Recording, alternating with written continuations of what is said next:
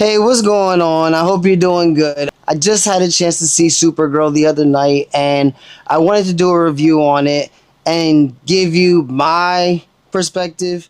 But before I get into it, could you please like, comment, subscribe, help the channel grow?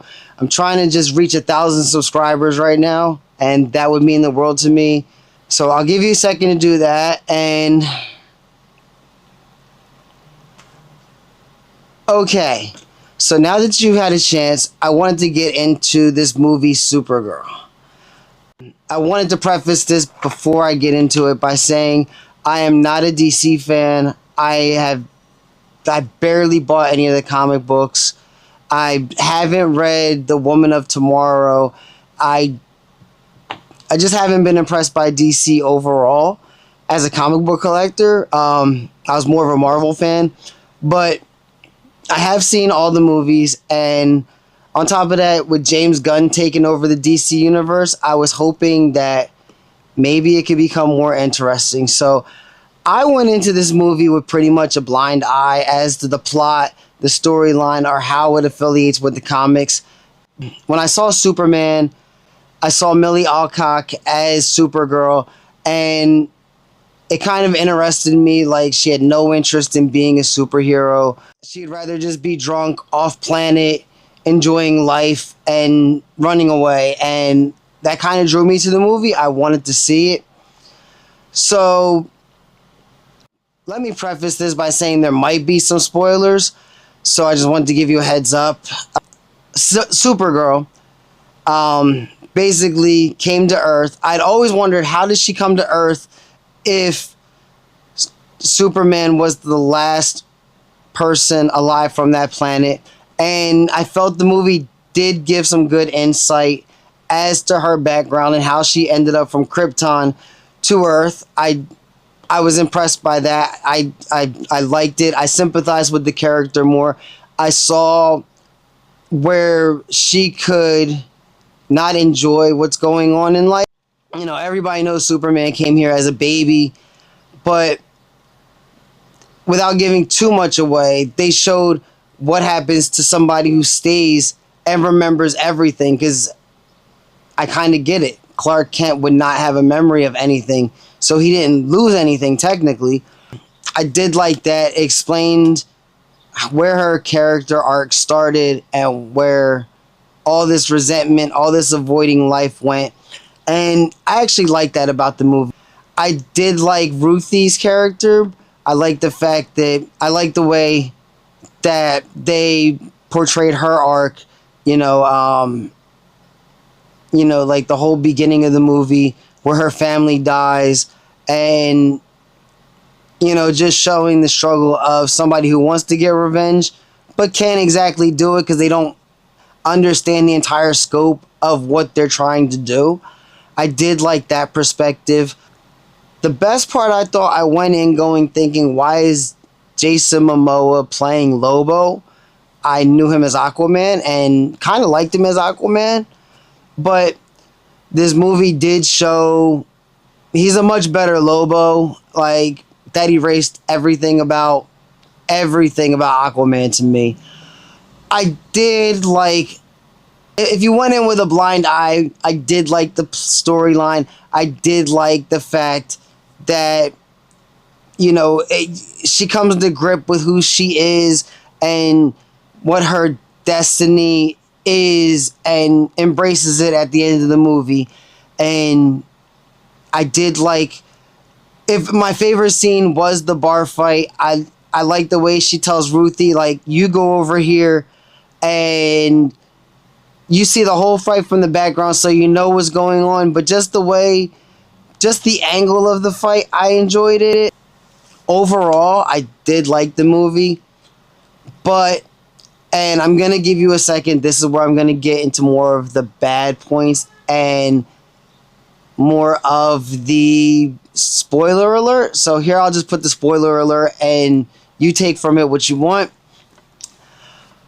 Okay, so like I said, I've seen a lot of the movies, and I don't know why nobody else is talking about it, but to me, it was like James Gunn took the script from Guardians of the Galaxy 3, threw it on the table and said, hey, we can make some slight changes and make some good money. Just give this role to Supergirl. You know, like, I was reminded personally of Crypto being Rocket Raccoon, and when he gets hit and poisoned, that, oh no, we have a couple days to get the antidote, or else Crypto's gonna die, Rocket Raccoon's gonna die. And that's where it took me as soon as I saw it. Like, the scene with the bus where they're fighting took me to Captain Marvel, where they're fighting and they don't know where they're gonna end up, but they end up here and they end up here. And it was very reminiscent of things that already happened in other movies, so let's recycle the same story. You know, even down to, there's a scene where the ship's crashing, just like Guardians of the Galaxy 3, and as the ship's crashing, Ruthie looks up and she's like, the brides are still in there, we gotta save them. And it reminded me of them looking, saying, well, what about the animals? We have to save them too. And you go in and you save the animals. And to me, it was too predictable. You know, like, they're sitting there about to kill the hero, no matter who it is, whether it's Ruthie, Supergirl, and they got to give the long, drawn-out speech until suddenly Lobo shows up or Supergirl shows up. Like, the long, drawn-out, this is why I want to kill you. This is, you're not going to win. And you're getting a 1-minute spiel just until the person who's supposed to save them shows up. Remember in Austin Powers where they did that? It was like, why talk, just do it. I didn't like the fact that it was too predictable. I did like Krem as a villain, but like I said, you know, you get to a point where we're looking for Krem, and then somebody busts in, there's a fight scene, and she gets poisoned, and she's like, where's the milk? Where's the milk? I need some milk. And you knew when she drank the milk that, you know, she's going to get beaten up to a point where the poison doesn't it's affecting her, but then, you know, the milk's going to slowly coat her, and as soon as, like, she needs it, she's going to throw up, and all of her strength's going to come back. And sure enough, exactly what happened. There's another scene where they take her to a planet, and you know, she gets dropped off, and it says there's a green sun and a yellow sun on the screen. And I was like, okay, I know where this is going to go, because as soon as she lands, she walks, she collapses, and then it pans left to the green sun that's taking her powers, which I'm currently green as the green kryptonite. You know, they explain early in the movie that every color sun has an effect, but like the red sun makes her normal, which is why she wants to be where she is, which is understandable. She doesn't want to be a superhero, she just wants to be a normal person. But when she lands on this green planet, it was like you saw green and yellow, and you knew exactly, like, okay, she's gonna be like weak, and then all of a sudden the green sun's gonna go down, the yellow sun's gonna come up, and she's gonna be super powerful. And sure enough, Ruthie gets kidnapped, and she's in the prison, and her and Jason Momoa are trying to get out. I can't think of his character right now. Lobo, sorry. They're trying to get out, and right as soon as, like, she's gonna die, the yellow sun comes out, they're getting out, and just the second they need Supergirl, she's right there. What are the odds? Oh my god, so sue me. What else? It was too predictable. You know, they get to the end, and Lobo's watching over the end. He sees everything that's going on. You see Ruthie about to kill Krem, and Supergirl goes, no, that's not your fight. Nothing's ever going to change. I forget what movie that reminds me of, but it's very reminiscent of, like, don't ruin your arc. And then as soon as they walk away and they're out of sight, then all of a sudden it's them that gets the vengeance that kills the... And it was, like, very predictable. She gets the antidote for Crypto. She goes back. They save Rocket Raccoon. I mean, Crypto. My bad. I'm sorry. It's just very... very, very Guardians of the Galaxy 3 flashback, deja vu-ish of me. And I don't know if that's just superhero fatigue or if they're just running out of ideas or what.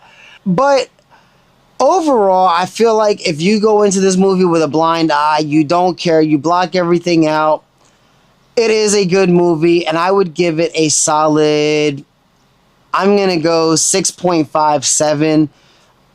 It's good, but if you're like me and you're into the superheroes movies, you're somewhat into plots, you've seen them all, you're going to be more critical.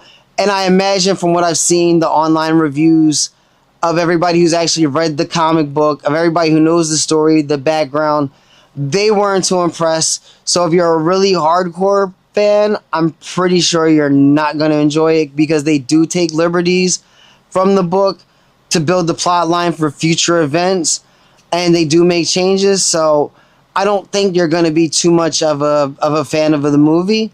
But me, as a casual, I enjoyed it as long as I blocked out all the other movies in the past. So again, I give it a solid 7. If you enjoyed the movie review, I'm planning on doing more, because I do go to the movies a lot, like 3-4 times a week. So your comments, your likes will help me further this and encourage me to do more. So I hope you enjoyed it, and hopefully I'll catch you on the next one. Until then, all right? Moments wherever you are, buddy.